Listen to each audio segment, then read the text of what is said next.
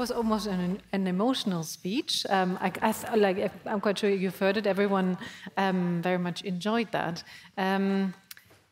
Because you've mentioned speed, I was asking myself, have you ever heard about the term Deutschlandgeschwindigkeit?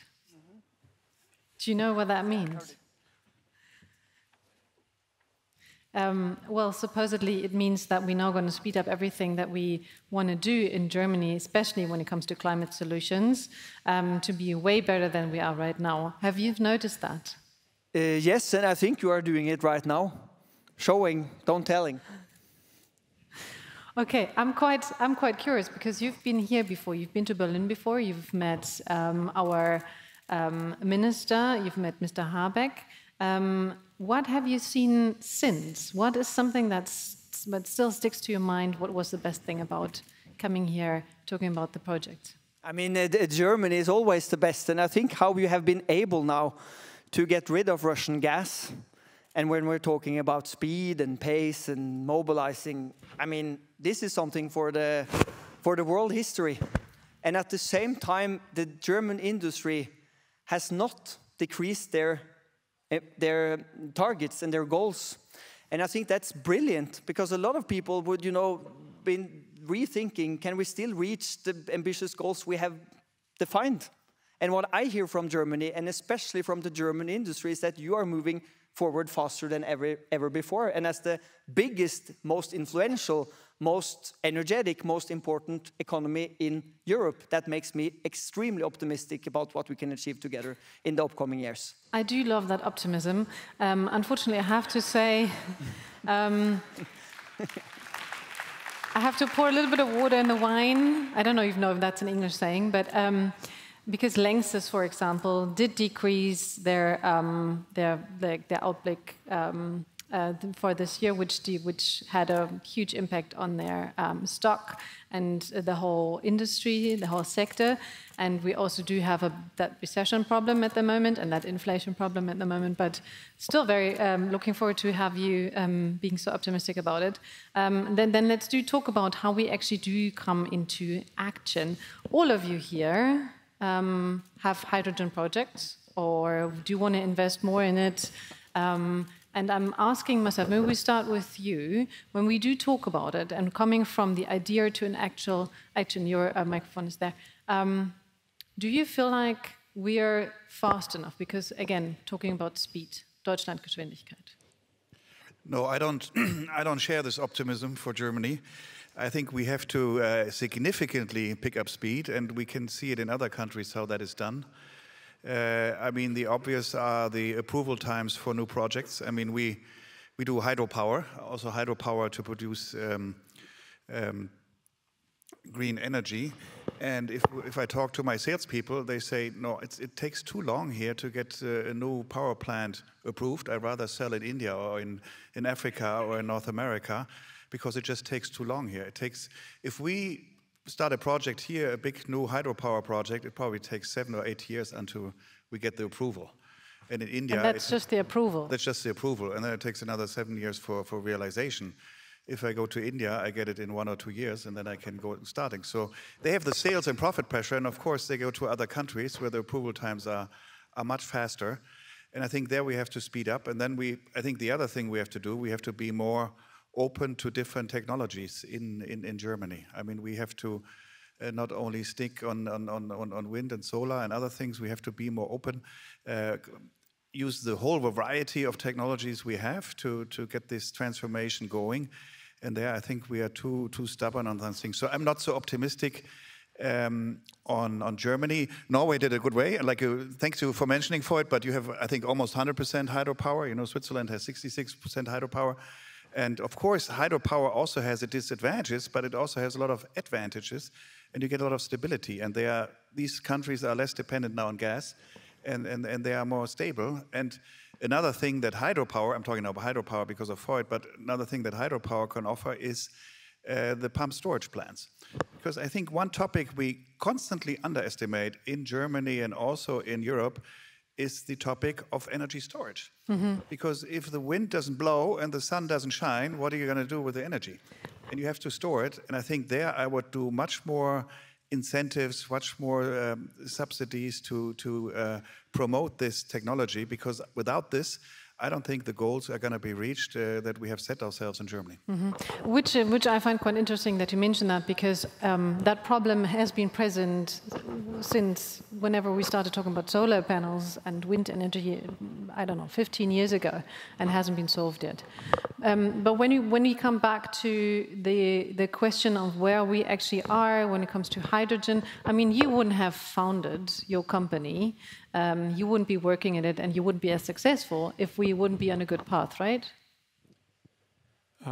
So I think, first of all, when we founded that company in 2010 and started it in 2009, I think people weren't thinking so much about hydrogen. And I think back then we were at a point in time where we spoke a lot about electrification of everything, which was certainly the right first step.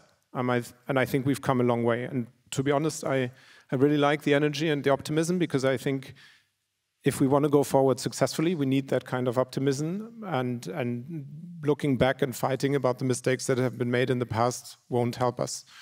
When I look at what has been done and where we stand today, I think that Europe in the space of hydrogen is actually not in such a bad situation. If it would be my employees, I would say you've taken a lot of things to 85–90%, and you've done a pretty good job at this. What I would probably criticize a little bit is that we are having difficulties to give things the final push over the line to really start seeing concrete large-scale effects. Yeah, just to be slightly more specific, companies have invested significant amounts of energy into engineering studies, into planning projects. I would say, compared to other regions in the world, Germany and Europe substantially more advanced in thinking through what it means to realize a green steel project or a green refinery or hydrogen supply to a refinery, those kind of things. I think when it comes to the regulatory framework, we have a variety of mechanisms that are well thought through to a certain degree. We have ideas of how to start this industry, but we lack the last meters to push that over the line and get those things starting. But that's already quite optimistic, I find, as you've been saying, because the last mile doesn't sound like we have problem in the beginning when it comes down to regulatory problems and actually getting it on the road, right? I think that's the key point. It's really getting it on the road. I think if you compare Europe to other regions in the world, I think we are further ahead in thinking through how to bring renewable molecules to the electrolyzers. We are probably further ahead when it comes to the questions in which industries to best use hydrogen. We're not talking too much anymore about passenger cars. We're talking more about steel industry, chemical industry, the hard-to-abate sectors. If you go to the US, it's partially, I think, still a bit different. And the level of understanding of what you can do with hydrogen, I think, is not as well developed as it is in Europe at the moment. It doesn't mean we should slow down. Yeah, other regions of the world will pick up. But I think we're still in an interesting position. And the key question is, how can we turn that into profitable business cases? How can we make sure that what Volkswagen, BMW, and Daimler were in the 20th century, how could electrolyzer companies become that for the 21st century? Does that mean you want to become the next Volkswagen? That would probably be a bit too big, but I think we have to think about what the business models for Germany and Europe are in the future. And I think I'm in a privileged industry that is actually an industry that needs a lot of the resources, human resources we have in Germany, Maschinenbau, Anlagenbau.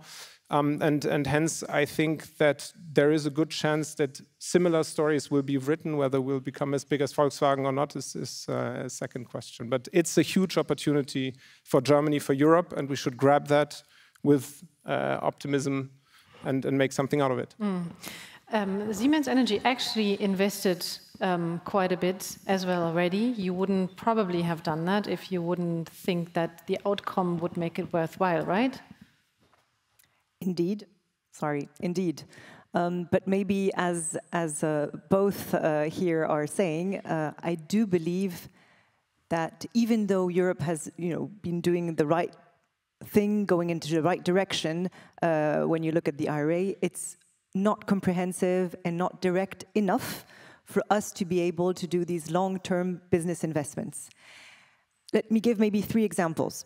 First, there's been something that's been very good, which is setting a clear target of 40% of local European clean tech manufacturing to meet the European energy demands.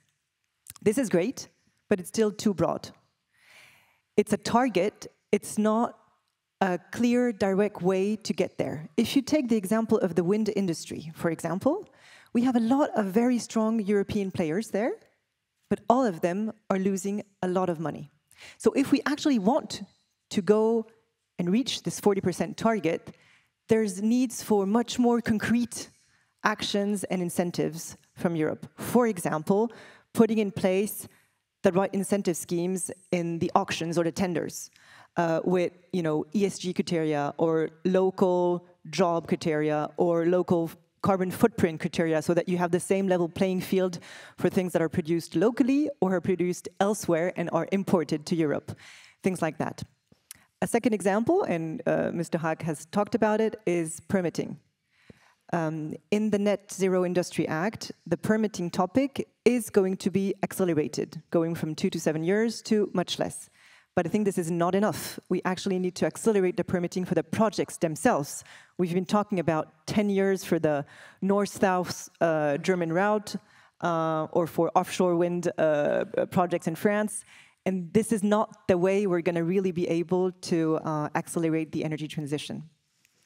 There's been some tentatives to actually have this silent procedure in the European texts, which say, after a certain amount of time, if there's no response, then it's actually agreed, but it has been completely diluted in the text, and this is something that we need to work on. And the third example, which is actually a very good one, I think, from the Net Zero Industry Act, is on carbon capture and storage. There's something very interesting, which is to say we have a clear target of 50 million tons of CO2 storage that will have to be stored in critical strategic storage capacities in Europe. And in order to get there, this time, there's implementation incentives, which are all the oil and gas companies that actually produce in Europe oil and gas that emit CO2 will have to invest in the CO2 storage capacity that goes with it and match. And this is great because it will create the right economy, the right system to make it much more economically viable at scale and then help all the hard-to-abate industrial sectors decarbonate in a viable solution. So there's tons of good things, but we need to go the step further and make it concrete, implementable, less bureaucratic, more direct, so that we can move faster.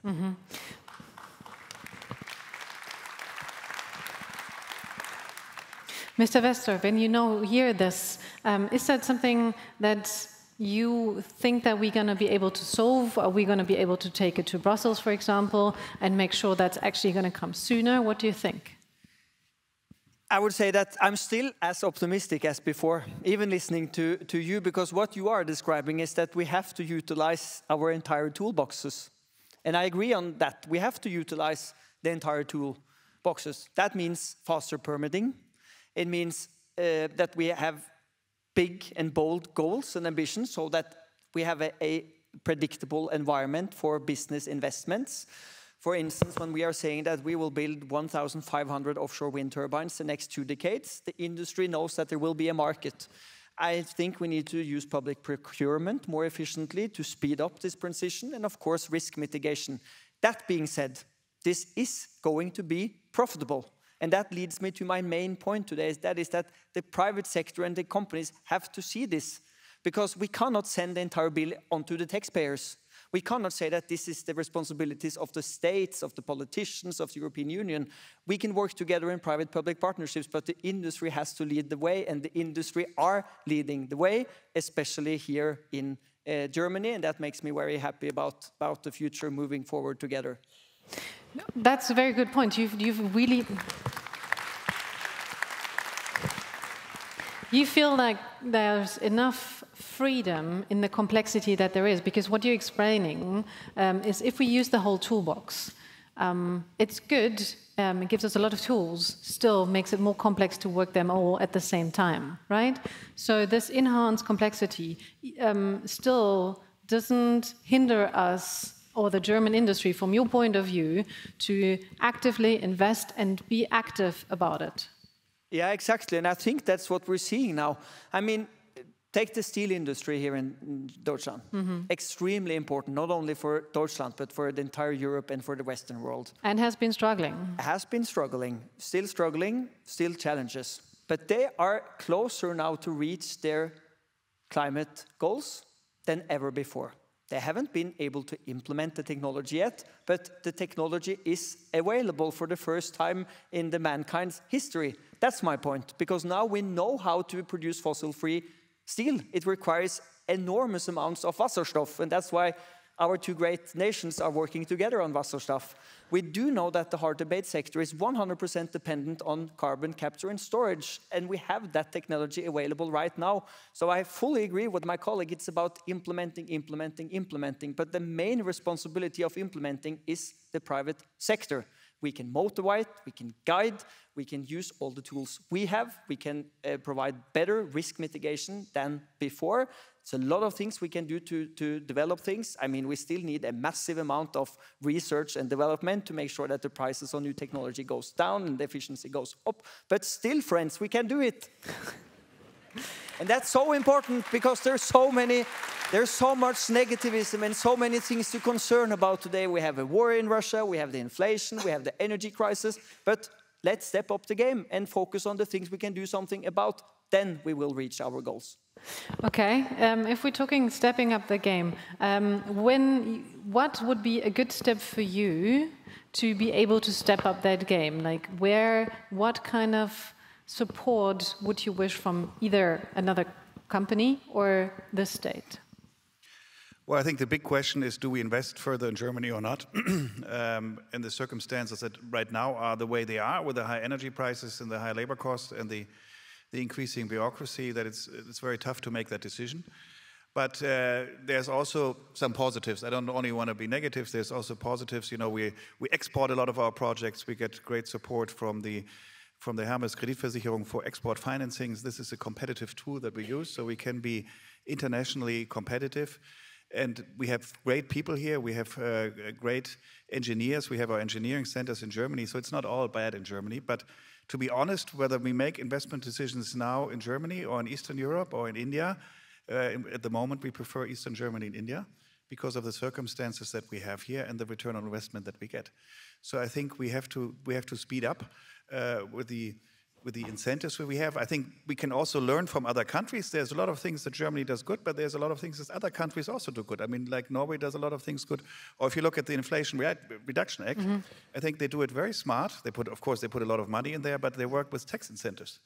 You know, I think there we can do a lot more to give the company tax incentives when they invest in the right technologies, where Germany can be in the forefront. And we have a great opportunity to be at the forefront with the renewable energies, with electrolysis or wind power. You know, one day we should make money there, or also with hydropower. And there to have intelligent and smart incentive systems on the tax basis, I think that would be a great push. We need a push to pick up speed, because it's not too late yet. We can still win the game and the war against our foreign competitors, but we need to get going now. But you've mentioned, like, we are going already quite a bit, but we don't get far enough. There's something hindering you, so like all the time. From you, very, very specific, what would you need? So I think really the first thing to do is to look at the catalog of great tools we have prepared, be it a Bundesemissionsschutzverordnung, be it a Net Zero Industry Act, be it a Renewable Energy Directive 3, the Hydrogen Bank, H2 Global and those things. Look at those things and try and debottleneck them. Yeah, push them the last meters over the line so that those tools finally start to really come to force. That's the first one. Then you touched upon an extremely important point. We are great at innovation. We've had an amazing public-private partnership on European level for hydrogen that was started after 2008. So the innovation part in the hydrogen world, I think, is fine, and we see the result, which is great German and European companies that have invested significantly into good electrolysis technology, much better than in the rest of the world. But how do we scale that up? And that has to do with working capital financing, with Euler Hermes Exportkredite, Aval-Kreditlinien, the whole set of tools that big industrial companies can tap into in order to finance their growth in an energy transition, which is going to be bigger than anything we've seen in the past decades. And there we need to see how we can provide support, sometimes maybe not with cash, but just by saying as a government, I want this, and I will back up the risk behind it in order to enable those first projects. And last comment, what do we need is I think we need a bit of focus on the right industries. We've spent an awful lot of time fighting about which industries we don't want to use hydrogen in, and we've forgotten a little bit to discuss in which #1 industry do we want to start. And while I'm not a fan of refineries, and I wish that we reach a future where we might not need them anymore, because at least the fossil ones, I think refineries are an excellent place to start. Steel industry might, at least to a certain degree, be an excellent area to start. And that's probably my 3 things. Pushing things over the line on the regulatory side, the last mile, financing tools to finance this unbelievable growth in the clean tech industry, and the third one, focusing a little bit more on the areas that are really interesting and stop debating about the ones where we don't want to do things. Okay, I think like the last point that you're making is like automotive industry has been on the topic of like hydrogen, and then everyone kept saying like it's not going to come, it's not going to come, and then supposedly hydrogen is not worth it, and that you've mentioned as well, but like we can use it in a ton of other places. But the financing aspect is interesting. Do you feel that the financing should be coming from the state, or at least backed up by the state? Because we do see in the US and in other countries, and we've seen it on one of Isabel's panels today, this is the discussion on private investors. And we actually had a very large interview today where a huge private investor did say that's very interesting to support European countries and companies in those fields. So just to give you a very specific, quick example, I need domestic demand. If I'm forced to start on the other side of the world, I will never become a big player in this industry. So I need to start with projects in Germany, in Austria, in the Netherlands, and so on. I have a German project where I receive 40% prepayment on 100 million euro equipment, and I have to issue a bank guarantee for that, which I can only get if I put the 30 million or 40 million euro right back in cash into the bank. Yeah? It might just be a short-term problem, but it's an example of something that doesn't work today. It wouldn't cost the government much to say, okay, I help the bank by backing up the risk and enable this innovative mid-sized company to finance its growth. You have similar things on the working capital side, where you don't need that much cash, you just need someone who says, I'm willing to back up the risk that a commercial bank takes. And I think there's willingness to discuss this amongst the CEOs of the big German banks. Mm-hmm. Very short. Very short. I think we need both. We need these public-private partnerships. And I think we need more culture in Germany to do this and to get it going. And we can do it also with smaller projects. And for the larger projects, we need the state guarantee. You know, otherwise, we won't be able to take the risk. And like I said, we get great support there by like building a hydropower plant in Africa. We need the support, and we bring the technology, and it fulfills both purposes. You know, bring technology there and keep employees in Germany because we produce a hydropower plant. You've mentioned, you've also mentioned regulatory issues. Maybe in the last minutes that we have, let's touch up the point of the EU. Do you feel like the EU plans do support the action plans, the public-private partnerships enough, or something that Brussels can do more? So, I mean, we've been talking a lot about, you know, government support, local support, which is key, and I completely agree with what you're saying, which is hydrogen will grow first through local industrial clusters with local demand before then going up to importation, etc. And before we can actually have it at scale, and this is something that is true for the whole energy and industrial systems in Europe, we need an integrated energy system approach, both for green electrons, for electrification, and for green molecules, hydrogen. My point is, it is very important to do wind and solar farms to produce, you know, generation, but we need to invest massively in the transmission grid. We need to invest massively also in creating all the right interconnections between the countries so that we can have a fully optimized and cost-effective energy market in terms of electricity. And this will be a huge change compared to today's energy market in Europe. So we have to work on that. The second point on hydrogen is the same. It is a completely new infrastructure that we need to build. We need to be able to produce it locally, to transport it, to store it, for it to be able to, complement electrification, be used in flexibility with hydrogen-ready gas peakers and things like that. And there too, if we don't invest in an integrated hydrogen backbone that is capable of creating this market, this internal market for Europe, we will not have the scale to be able to really decarbonize and create the right business models for our industries. Because we've been speaking about Team Europe in a panel before that, do you feel Team Europe is strong enough right now to do that, to deliver that? I think so. You will tell me, but I think so. There are topics around hydrogen, nuclear, etc., where I'm French, working for a German company, and I know that sometimes there's discussions between the two countries, but there is really, really this very strong will that you are talking about in creating everything that can help accelerate and both accelerate the energy transition and create a strong set of European players, both for the industry in terms of energy security, resilience, and autonomy also in the global European competition. That sounds really good. Maybe your last words on Team Europe. And obviously, Norway, are you going to be able to hit your goals? Yeah, we are struggling too, because it's very hard. Nationally, we are going to reduce our own emissions in the entire economy by 55% the next 7 years. And the last 33 years, we only cut emissions by 4%. So this is exponential now. But again, it is about implementing the technology we do have available. And I agreed with a lot of my fellows here, and I think Europe is moving in the right direction now. I'm 100% confident that Germany, this government, the cooperation with the private sector is moving in the right direction. We agree it's about speed. We agree it's about finding the right tools.